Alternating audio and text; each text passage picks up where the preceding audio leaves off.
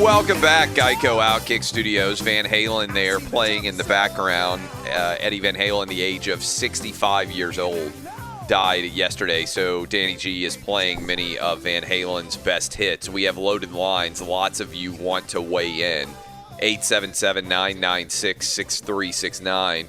The ratings reflect that very many fewer of you are watching the NBA as basically the Lakers close out the series. I understand the Heat could come back from a 3-1 series deficit, but I would be stunned if the Lakers don't close it out on Friday to officially end the NBA season and put a wrap on the least watched NBA Finals in any of your lives, just about. If you're 40 years old or younger, there has never been a less watched NBA Finals than what we are seeing right now.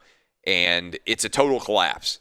And many people want to weigh in as a result. And I believe Kim in, Indiana, is the first Outkick VIP up who wants to weigh in? Yes. Kim, what are your thoughts? Good morning, Clay. Thank you for taking my call. I am a huge sports fan, and I'm definitely watching less. And I think the problem is when everything shut down, people found other things to do. Yep. So then when sports came back, they had to win people back, and you can't do that by trying to shove down our throats your political views and stances. Yep. It just doesn't work. And so for me, I don't think that they can win me back because I already know what they think. Yep. And why would I want any kind of relationship with somebody that feels they have the right to do that to me? So I'm out. Thank you for calling. Thank you for being a VIP. I do think sports has gotten cocky. It's a really good point in general that when you suddenly stop everything, which sports did in March and April and May, and people have to find new ways to spend their time, their routines and habits change. And as a result, you can't just anticipate that what you did before, everybody's going to come rushing back. You need to go court them and convince them that they are worth your time again, right?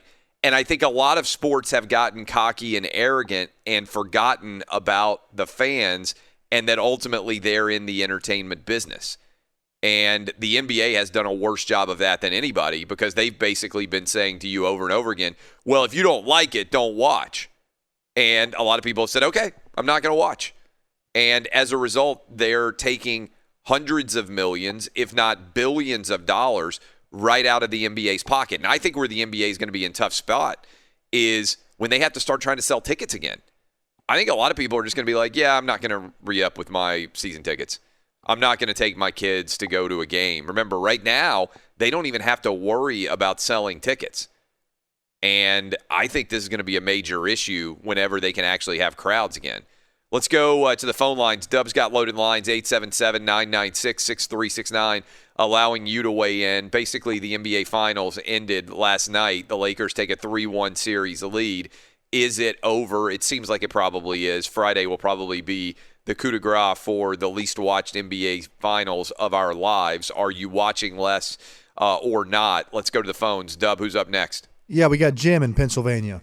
Jim, are you watching? Would you ordinarily be watching the NBA Finals? Are you watching them less than ordinary? What you got for me?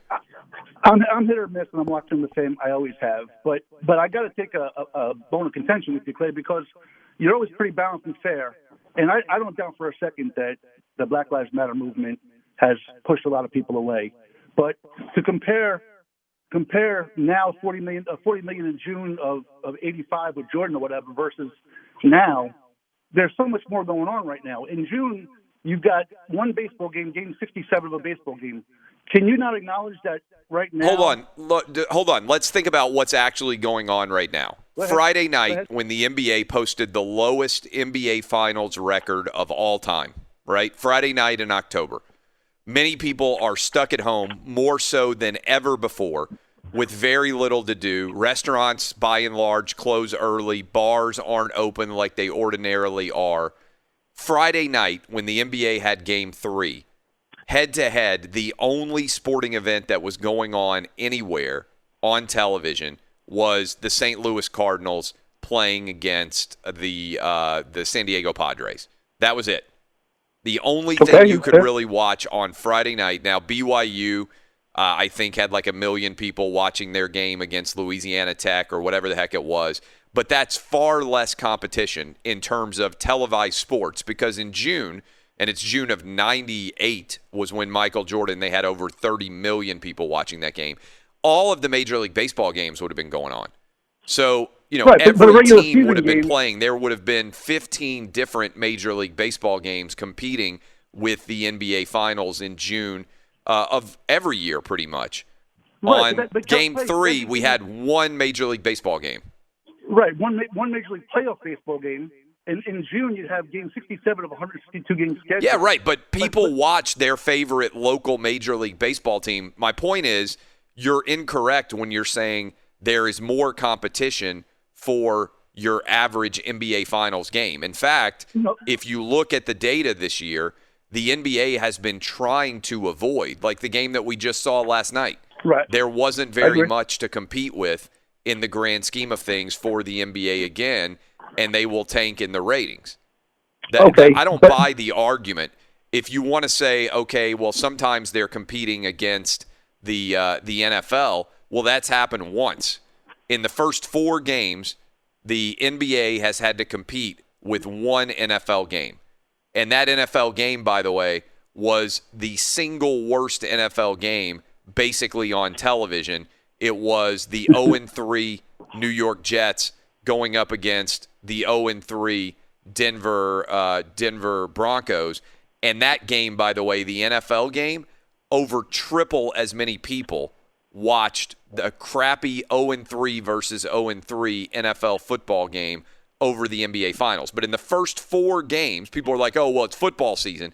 In the first 4 games of the NBA Finals, they have competed with one NFL game head-to-head. But cut me off, fucker. Did he just drop an F-bomb? I believe so. I think he thought he got cut off. So did anybody hear the F-bomb? The country did that didn't go hear out? that. This guy, he called in, tried to make an argument, and then got mad and called me an effer.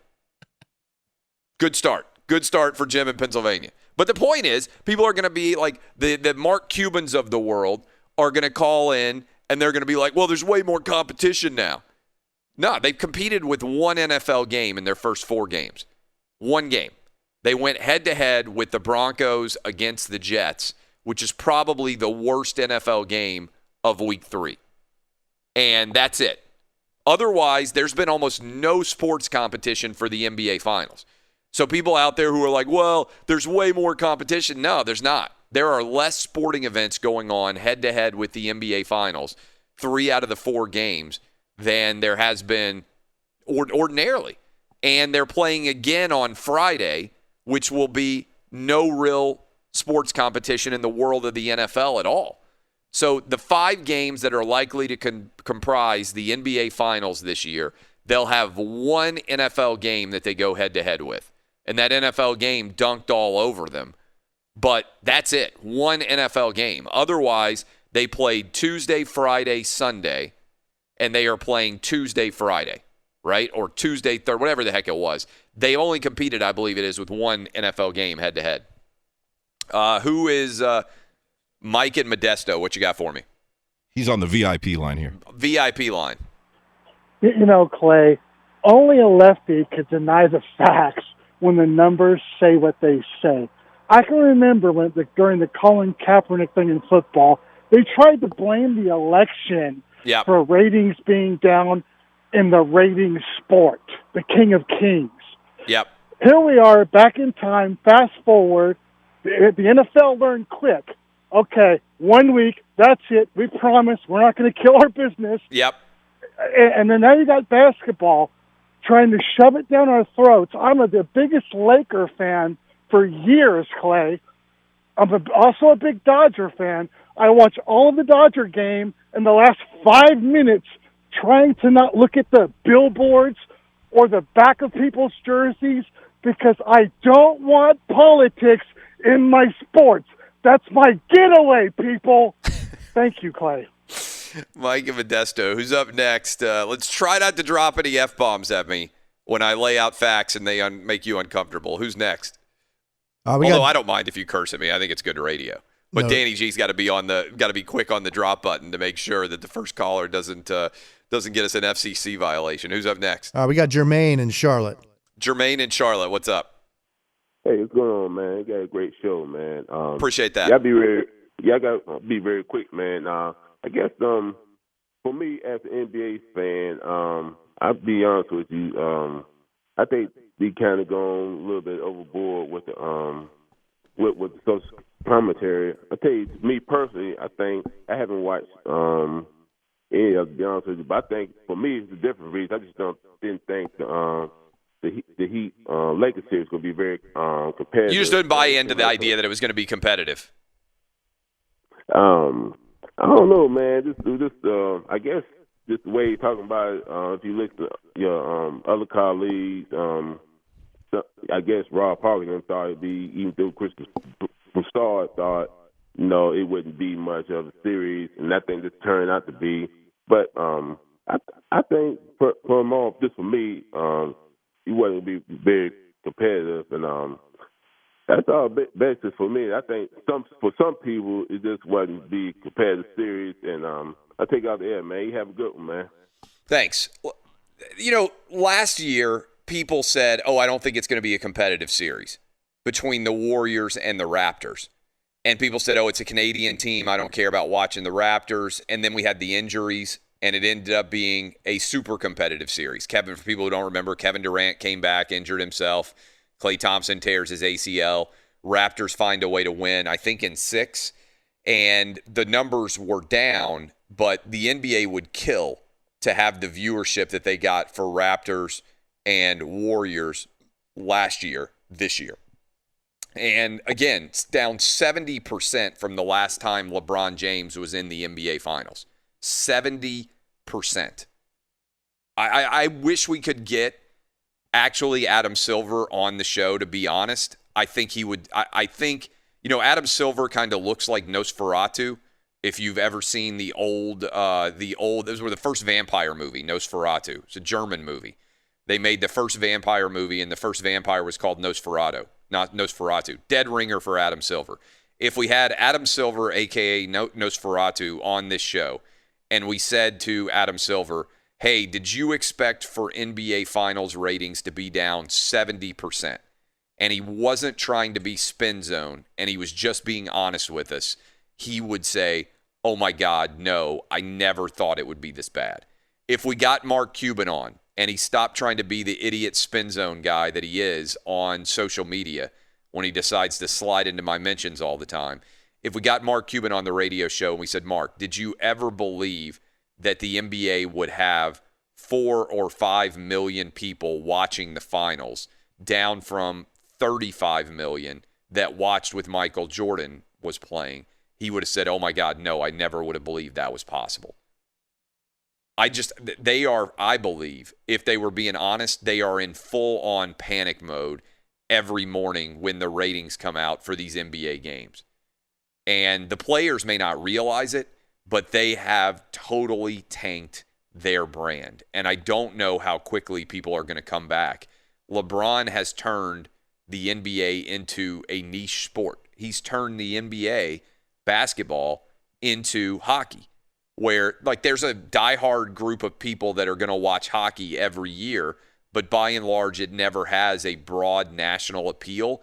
That is what is going on right now with LeBron James and the NBA. When we come back, we'll keep taking your calls, 877-996-6369. This is Outkick the Coverage. We got a bunch of people who want to weigh in, 877-996-6369. I think that's the number. We have lost 70% of the NBA playoff audience in the finals has vanished since the last time LeBron James played.